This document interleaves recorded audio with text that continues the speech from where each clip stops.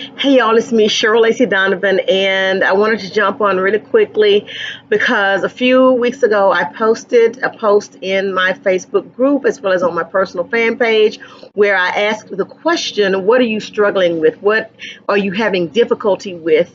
And I'm sitting out here on the patio reflecting and thinking about some of the things that were said to me or some of the things that were posted as responses to that particular question. And one of the things that seemed to come back over and over again was the inability to move forward, the inability to let go of the past.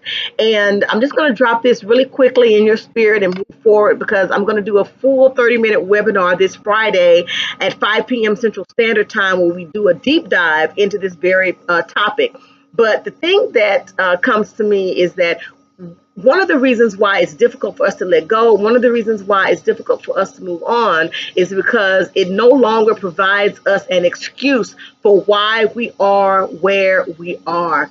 It's easy for us to say, I am in this position now because XYZ happened to me then. I can't move forward and do X because of Y. I cannot get certain things accomplished in my life because of what happened to me when. And the reality is that we have no control over what happened to us then, other than the fact that maybe we allowed it to happen.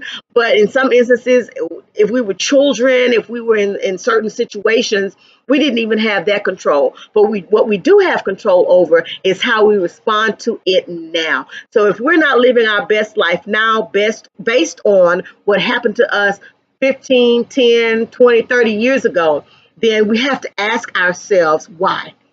Why is that happening? And sometimes it's because it's easier for us to continue using the excuse that I was betrayed, I was abused, I was hurt, I was belittled.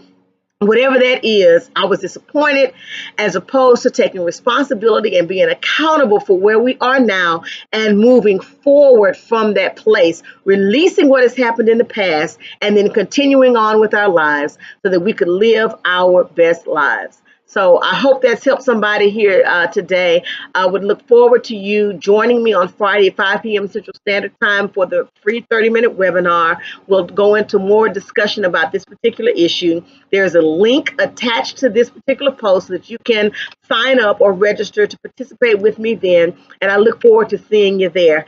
In the meantime, remember as always that God can do exceedingly and abundantly more than you could ever ask or think according to the power that worketh in you.